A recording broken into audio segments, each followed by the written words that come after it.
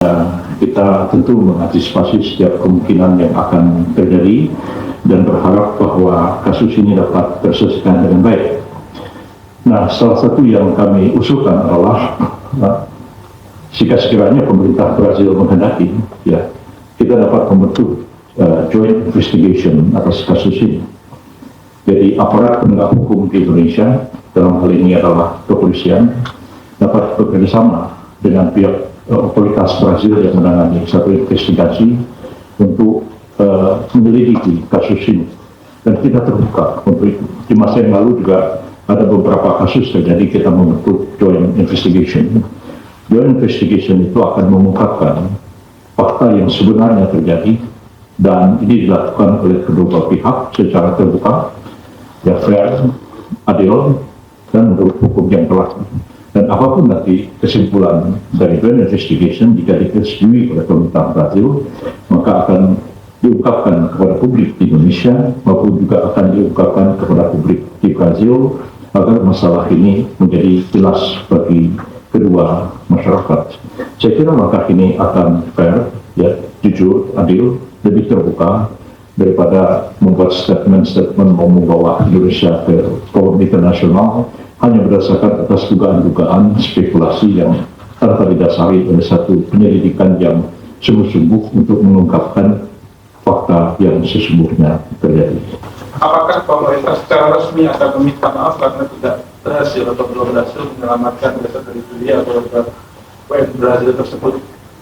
Kan saat ini sedang ada proses hukum dan bagaimana, apakah ada permohonan maaf resmi dari pemerintah Indonesia kepada pemerintah Brazil atau kepada keluarga korban? Sebenarnya sih permintaan seperti itu tidak ada pada kita. Orang kita maafkan kalau orang itu melakukan satu kesalahan, ya. Ya tentu kita basa-basi, ya bisa mengatakannya kami mohon maaf, kami telah melakukan segala upaya, itu bisa saja terjadi. Tapi resmi negara kita telah melakukan upaya-upaya yang seharusnya kita lakukan. Jadi tim SAR sudah dihubungi dan relawan juga bekerja, tapi memang tidak sebagaimana yang kita harapkan bersama, bahwa setelah korban itu jatuh, menemukan posisi jatuhnya di mana, kan juga terjadi perpindahan setelah jatuh itu, dan kemudian juga untuk mengevakuasi itu tidak semudah yang dibayangkan di tengah cuaca ekstrim dan di tengah hutan tropis yang lebat, ya, tebing yang curam, itu tidak seperti dibayangkan di Gunung Himalaya yang memang tidak ada pohon, sana cuma salju, ya, kemudian helikopter bisa bergerak kapan saja melakukan penyelamatan. Medan kita itu memang medan yang berat, ya, dan kalau kita telah melakukan segala upaya yang sebenarnya patut dilakukan untuk itu, tapi memang tidak dapat lebih daripada itu, ya. Apalagi yang seperti diharapkan oleh keluarga korban, sepertinya tidak jelas kapan jatuh, kapan meninggal. Ya, itu yang diminta, yang ditegaskan oleh keluarga korban, katanya tidak ada di dalam laporan forensik. Tapi tadi malam kami sudah berkoordinasi, forensik mengatakan waktu kematiannya itu setelah diotopsi antara 15 sampai dengan 30 menit.